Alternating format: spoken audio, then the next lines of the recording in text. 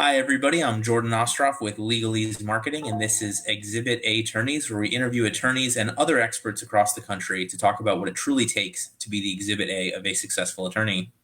Joining me today, Erik Pelton. Erik has launched his trademark law practice in 1999, following a position on the other side as an examiner in the U.S. Patent and Trademark Office. His firm represents clients in all aspects of trademark clearance, registration, maintenance, transactions, and disputes. The firm is particularly experienced in the federal trademark registration process, obtaining more than 3,500 USPTO registrations on behalf of clients, as well as proceedings before the Trademark Trial and Appeals Board. Today, he's going to talk to us about protecting your brand, a beginner's guide to trademarks and copyrights. Anything I left out, Erik? No, that's a good, it's hard to capture 20 years in a couple sentences, but that was great. I don't remember what I was watching or listening to, but they were talking about like you're in college for 4 years, 7 years if you count law school, maybe a little bit longer.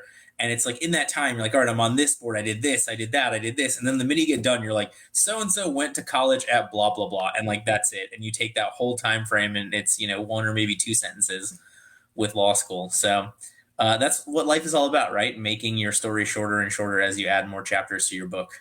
I like that.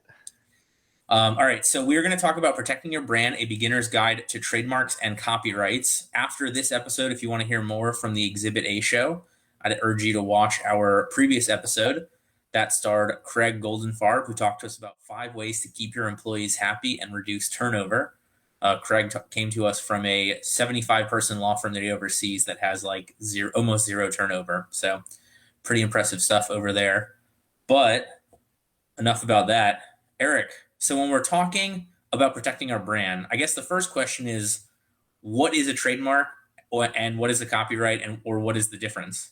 Yeah, great place to start. And of course, critical to know not only in advising clients if the issues comes up, but in thinking about our own brands and our own content and materials. So a trademark is a brand, is a name or a logo or a slogan that helps separate you from your competitor. So the XYZ firm is a brand name and they might have a logo that goes with it.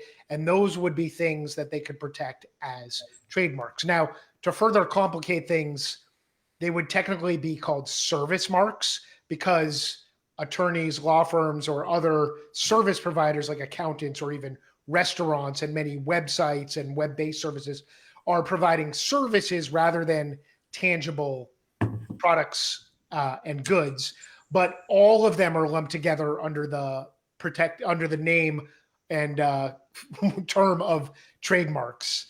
And then copyright is where we talk about protecting content that's being created, originally eons ago. It was original artwork. It was sculptures. It was paintings. You think of, a Da Vinci or a Michelangelo. That's a copyright. But in 2021, it's not only works of art like that. It's the content on your website. It's videos and podcasts like what we're making right now. That is original content that has value and has ownership and has protection. Now, what about a logo? Does that fall under a trademark? So logo kind of straddles, but it's primarily trademark because when you protect it as a trademark, you're getting much stronger protection, in my opinion, and you're protecting it as it relates to your brand and your services. A very, very creative logo might also be eligible for copyright protection because it is a piece of art. But most logos, especially now, the trend is to really simplify things, particularly because we're on mobile so much and online so much. And so a simple logo is probably not eligible for copyright protection and always going to be eligible for trademark protection. And so this may be a stupid question or this may be the most complicated question I've ever asked. Obviously, we're talking about them covering different things, but other than the fact that they encompass different types of things, is there a huge difference between like how you get a trademark versus how you get a copyright? Yes. So also the nature of the protection and the way that you go about registering them or protecting them is different. And in both trademark and copyright, you have some protection under common law just from using it. To protect a trademark, you file with the U.S. Patent and Trademark Office. And it's a in-depth, year-long or so process that has many requirements that you have to meet, and it gets reviewed by an attorney and examiner at the Patent and Trademark Office to meet all of the statutory and procedural qualifications. A copyright to get the registration protection gets filed with the Library of Congress. And that process also takes a long time because they're very backed up, as is the Patent and Trademark Office. But the review of it is much less in depth. It's not quite just that you provided all the information on the form, but it's much closer to that in terms of what it takes to get the copyright registration. And many people file copyrights on their own without using counsel. And then if there ever was a dispute in litigation, the actual merits of whether it was protectable and how protectable would get evaluated more in depth at that time with the copyright. So before we dive into sort of the, where a law firm would fall in this and what can be trademarked, what can be copyrighted, what are some of the most famous examples of a rebrand and issue litigation around, either of these issues? Sure. So you mentioned examples, so I just want to give one example to help everybody understand name, logo, slogan, and what's protected. And the example that everybody is familiar with is Nike. So Nike has several different trademarks in that the Nike name is protected, and that's protected regardless of whether they use it with a logo or a font or a design. And the swoosh logo is protected separately, so that the logo is protected whether they use it with the word Nike or whether on the side of a shoe or the front of a shirt or a tag, it might just have the swoosh. So the logo is very powerful branding. And then the Just Do It slogan is yet another trademark that they would also have protected. And in terms of copyright, you can think about if Nike airs a commercial starring Tiger Woods or LeBron James, the content of that commercial, the video, the script, those type of things would be the artwork that's protected under copyright law. So in terms of a rebrand gone wrong, what we find more often than not is that public reaction is much more likely to cause problems than litigation when it comes to rebranding. Famous example is New Coke. Back when I was a child, and they spent, when I say millions, I'm sure that's way underestimating, probably billions of dollars in researching and getting ready to release New Coke. And the public backlash to the brand and to the product was so big that they changed everything. And you'll remember for a while it was Coke Classic, and then it was just back to Coke, Coke and Coca-Cola. But even more subtle things like the Gap a few years ago tried to change their logo, and they spent a lot of money with experts on preparing this rebrand and designing logos. And the moment it was launched on social media, people just destroyed it. And within 2 or 3 days, they had backed off the new logo. And today, just like it's always been, it's still that classic Gap simple font logo that's out there. But litigation, of course, is a tremendous concern, particularly when launching new brands. Whether you're a law firm, any type of business, when you're launching a new brand, you want to make sure that the name is cleared up front before you commit to it, before you think about registering it, to make sure that you're avoiding as much risk as possible that there's somebody already out there in your industry using a similar brand name. So, are there law firms? So there would be law firms that have launched that have had to, change their whole name and everything based upon something being trademarked? There are disputes between law firms over trademarks and brands. It's probably less common. Part of that is because traditionally law firms have had less creative branding, with a lot of last names or somebody's name, often as the name of the firm. Then you're less likely to run into a conflict. but there have been plenty of conflicts over time. And I think it's probably getting more prevalent as more firms use outside the box names that are more creative, where there are disputes. And it's not just about the name of the overall firm, it could be the name of a service or the name of a course, for example, that a lawyer might offer that has a brand that could have a conflict. And we've actually gotten involved in several of those over time. Yeah, because like I can't imagine. So like in the state of Texas, you have to use your name as the law firm name. So I can't imagine that, the law firm of John Smith being trademark prevents you from being able to open up a law firm because your name's John Smith and that's what it has to be. Yeah, that's a sort of unique area of the trademark law where it's your own name. I think it would be very hard for John Smith to stop another John Smith from calling them their law firm John Smith. And in general, a name, a surname, you have less protection in, because there is some value to allowing the public to have use, to have, if taking it outside the law firm environment, just if there were Smith Shoe Repair, what if some other Smith on the other side of the country also wants to go into the shoe repair and use their name? But McDonald's, is a not uncommon. McDonald is not an uncommon surname, and yet McDonald's is a very strong brand covering not only restaurants and fast food, but they've successfully enforced their brand against lots of people, because the bigger your brand grows and the more you invest in protecting and promoting your brand, you're also going to get stronger protection for it over time, even if it starts out weaker. Gotcha. So from the law firm perspective, I mean, best practice would be trademarking everything on day one. Best practice is certainly making sure that it's clear on day one, that you're Okay. not stepping on somebody else's toes, so to speak, so that you don't run the risk of launching a website, launching your marketing, you're getting your brand out there, and then getting a letter from someone 6 months later saying, we believe you're infringing and we demand you stop. So you want to do a full clearance search up front. And then ideally, you do want to start the registration process as early as possible.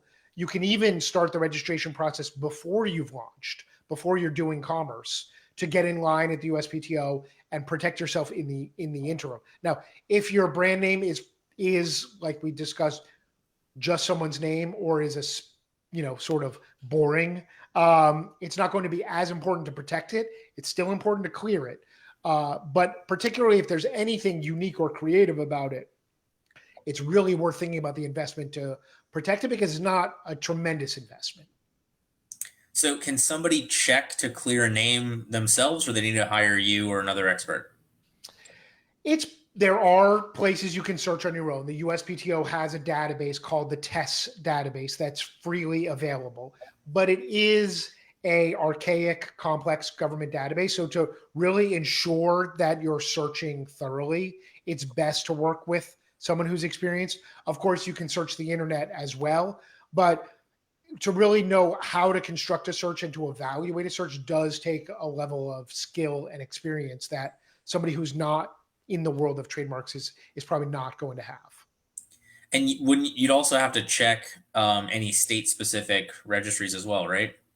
Yeah. So ideally, you want to check nationwide, and you can also check when you order from someone. Generally, a nationwide search, it's going to include state databases, and particularly with the internet now, almost so many businesses are nationwide. For law firms, some might be limited to just their local area, depending on what type of practice you do.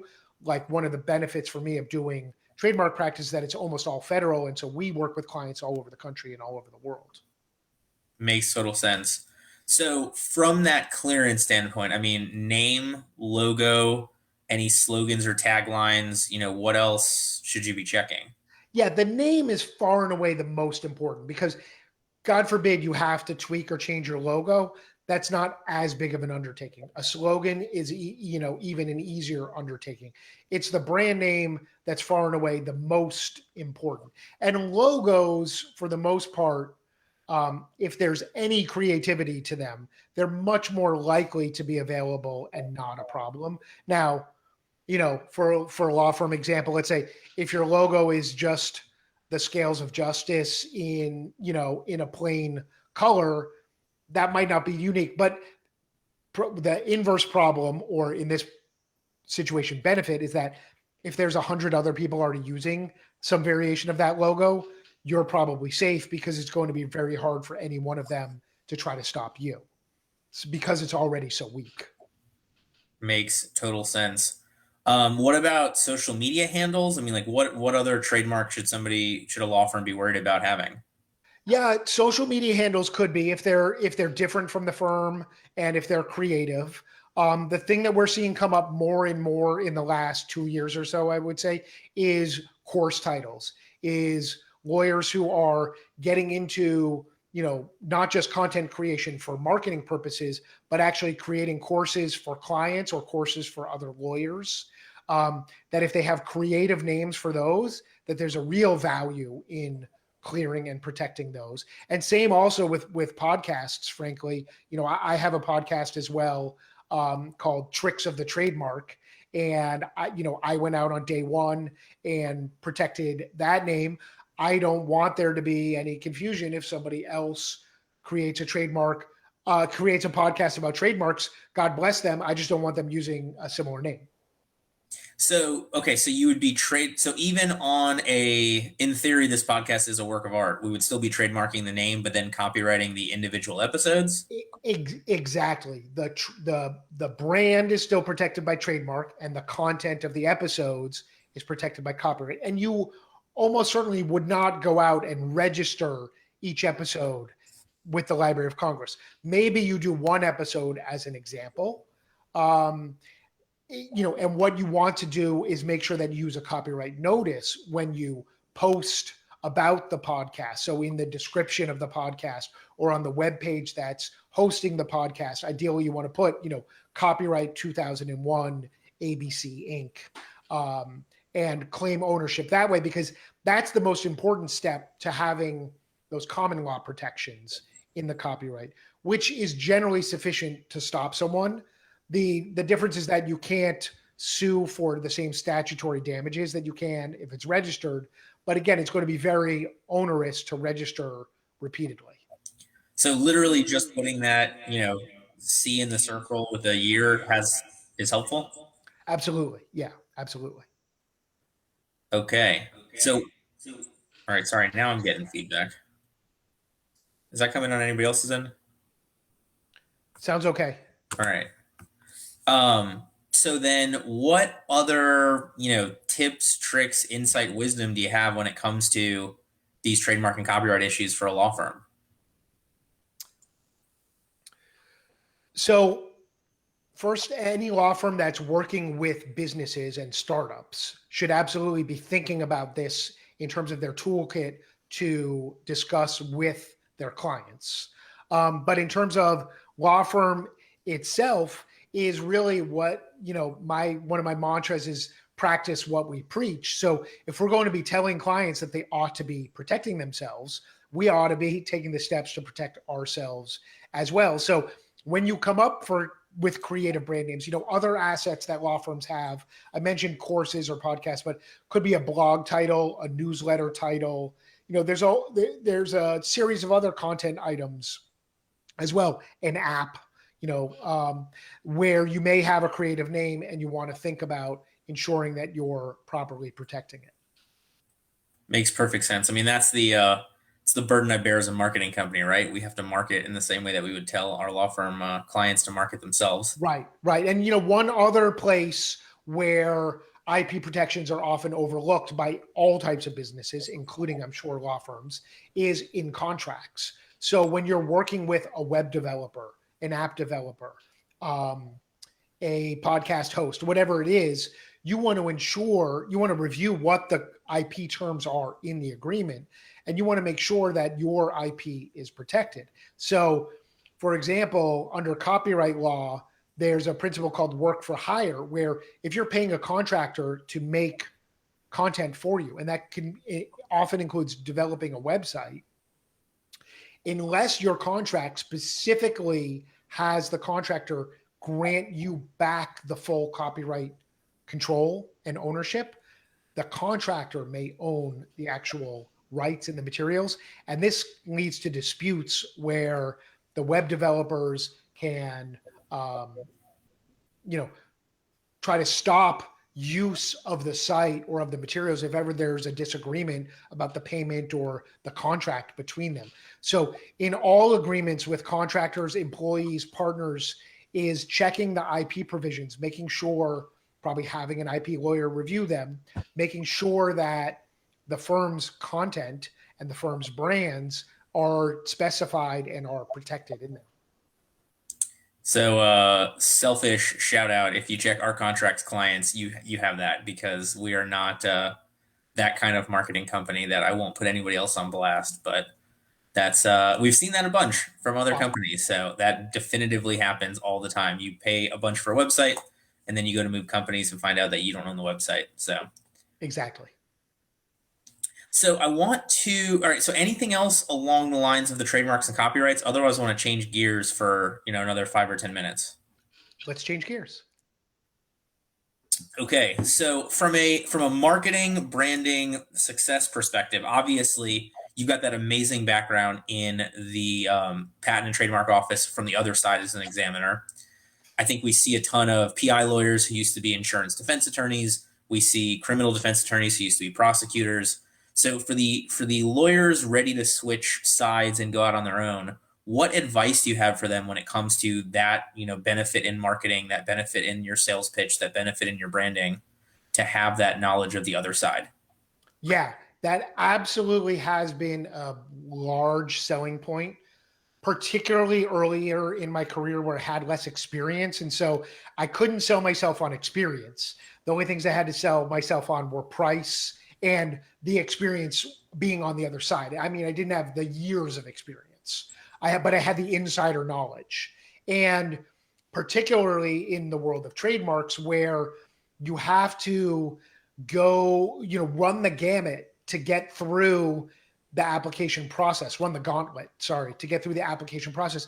Knowing that process from the inside is so tremendously valuable, to know how it works, how the examiners are going to be looking at things, and then presenting things already with that in mind. And it's been tremendously helpful in terms of guiding clients and in terms of marketing the business, for sure.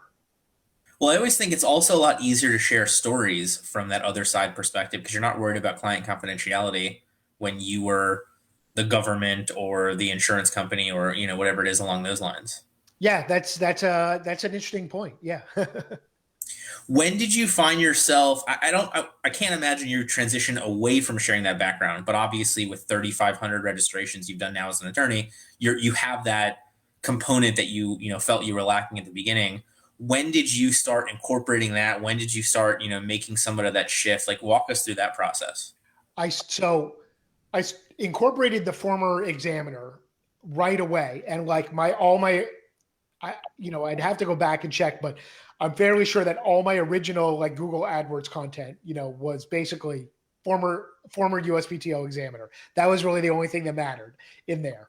Over the years, I still use that repeatedly, but now I have such a library of content that I've created, and I can talk about years of experience and track record of success and referrals and so much more. So it's really just become, instead of it being the thing in my portfolio, now it's one of, a half a dozen core things in my portfolio that I focus on in my materials. But was there a moment that you felt like you could add that part? I mean, was it at the 5-year mark? Was it at the 500th registration? Like, was there a time moment where you felt like you had that?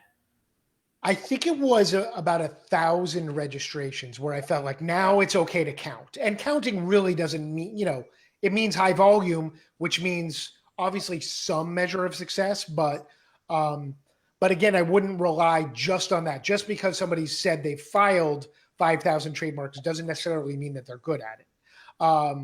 It means that they've either done a huge volume in a short term or they've been around for a long time.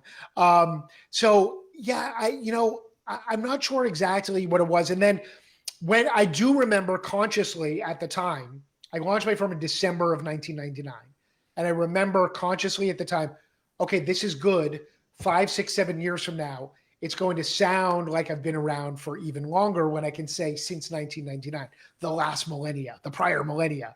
But it evolved into where we actually have a slogan now that I have on my coffee mug right here that says making trademarks bloom since 1999. It's not focusing on it, but making trademarks bloom since 1999. So again, always focusing on the fact that we've been around for a long time and we've been doing it for many, many years now with many, many happy clients. And so that really became a transition. And then as I came up on I remember 10th anniversary was kind of a big deal.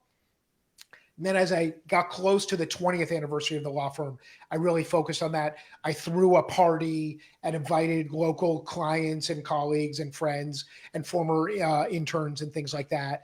And so that's when I really was like, wow, 20 years, that's a huge milestone. And I did a lot of marketing around that at the time too. Since the 90s, since the last millennium. I love it. You got right in time there. Right. So what else do you want to make sure that we cover here? I mean, I know it's very interesting to me because you've got the understanding of lawyers need to do this, and a lot of lawyers need to know enough about this to get their clients to you, the right expert, whatever it is along those lines. So we've got kind of that, not double-edged sword. We've got kind of that two ways to look at this concept, but what are we, did I miss anything? No, I think, comprehensive discussion. You ask great questions. Thanks, Jordan. Well, it means that I know absolutely nothing about what you do. And I don't mean that like you definitively. Right. Like I am the lawyer who I was a prosecutor. I did criminal defense. I did personal injury. Like nowhere did I touch anything along these lines. So I am. And yet with marketing, what I was going to say is but marketing is all about content and, feeding it into a brand. And so it really ties it all together. And that's why I enjoy marketing so much, and thinking of the law firm as a business and creating content, and it really all ties together with the branding.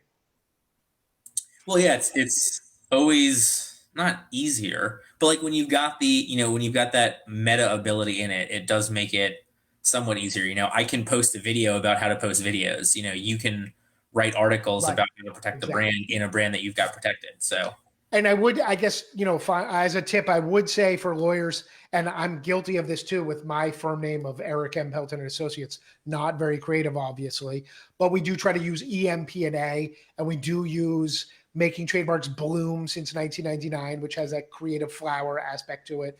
And I have creative names for my newsletter, my podcast, when I had an app back in the day, like all kinds of things is like, be creative and help set yourself apart, thinking about it just like any other business or brand, because the car dealership that calls itself, the Route 7 used cars on Route 7, if somebody says, where'd you get that? And I said, I don't know, that car dealership on Route 7, when they search car dealership on Route 7, they're going to find 50 results. Whereas if it was, a creative brand name and they said, we got it at Don Buyer Volvo, and that's at least more creative than Route 7. We got it at Don Buyer Volvo. Well, then if you search Don Buyer Volvo, you're only finding one result, right? You know that the people looking for it or the people being told about it are coming to the right place, and your brand's not getting lost. See, because I have the opposite from the marketing standpoint. You've got the opportunity, not the guarantee, but the opportunity to have better SEO being, Route 7 car dealership or Orlando, blah, blah, blah, or, whatever it is, because as people make that search not tied to your brand, you've got so much of that content showing up with it being in your name.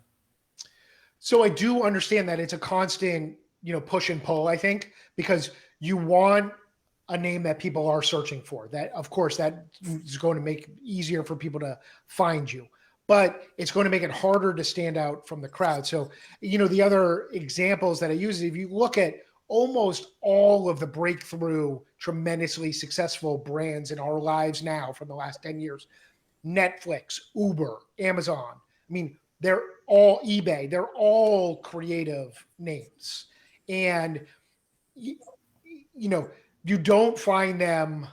Hotels.com is like one exception. But what sounds more exciting, hotels.com or Travelocity or Expedia? Like if somebody says, I found this on Expedia, that's a memorable name. I'm not going to forget that. If they said, I found it on, I don't know, hotels.com, then maybe you type in hotel.com or, maybe you don't know exactly what it was. So I wrote a book called Building a Bold Brand. And I really believe that it's worth it to be bold and to stand out from the crowd. And maybe it does make that SEO a little bit more challenging, but I think that the payoff is tremendous. Well, or you end up as, Apple, Amazon, Tesla, where it's completely different, even though it's a word that people, probably knew. That's right. Apple's a very common word, of course, but has nothing to do with computers. And so it's unique for that. And Amazon, right, of course, is a well-known place, but nobody ever thought of it as a brand name. And it ties in, Amazon's like a good example because it ties in a little bit with their brand. I mean, their original thing was it was going to be this, sort of the long river, the long tail of products building this huge book database that would be out there whenever, even if people were searching for one specific thing instead of just what's the bestseller today. And so it has some value. And then Amazon's a great logo as well because it's very subtle, but the little smile arrow in Amazon actually goes from A to Z, yeah. which is supposedly, and makes sense, subliminal for like we carry everything from A to Z.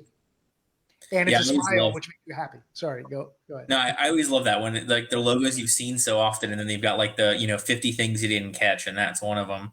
And then you can't not see it after that. Exactly. The other one I liked is if you flip the Chicago Bulls logo upside down, it looks like a robot reading a book. I've not seen that one. Well, I will afterwards. I will Google it. So, all right. As we get towards the end, our next episode is going to air on Thursday, 1:30 Eastern Time, with Guy Sakalakis, who will talk about how you define your success in law as well as how to stay successful. So for those of you that had not had the opportunity to hear from Guy with Attorney Sync, very similar to me. I hope he'll agree with that because I mean it in a positive way. So we'll have a nice chat on success in law and how to stay successful. But Erik, I'm not going to let you go without that golden nugget of wisdom. You've had your firm since the 90s, since the last millennium, got in there just in time with 3,500 clients you've helped through the trademark stuff, obviously working on the other side. So you've had a ton of success here. What would be the biggest piece of advice that you would want to give to an attorney, either, very new to this whole process or really trying to get back on track so that they too can be the exhibit A of a successful attorney? Yeah. And I'm certainly not the first one to say it, but I believe that it is super important, which is don't be afraid to share content, share expertise. Many lawyers I know don't want to give away free consultations, don't want to have articles explaining a concept on their blog or their website because they're afraid that people will see less value in using an attorney. I believe it's entirely the opposite, that by showing people all the pieces of a trademark registration or application, of creating a strong brand, by showing them all those pieces, I think I'm inherently showing them that it's really complicated and that you might be able to do it yourself, but at best it would be risky and require a ton of work, and that you're much better off hiring an expert. So from day one, I've been blogging for many years now doing podcasts and videos and sharing tons of content, and not be afraid to share that I'm an expert in the field. And I believe that that's what attracts people to me and helps differentiate from others. And then in terms of the search engine optimization, it's also tremendous because I've got hundreds, if not thousands of pages out there, some of which are very, very, very specific.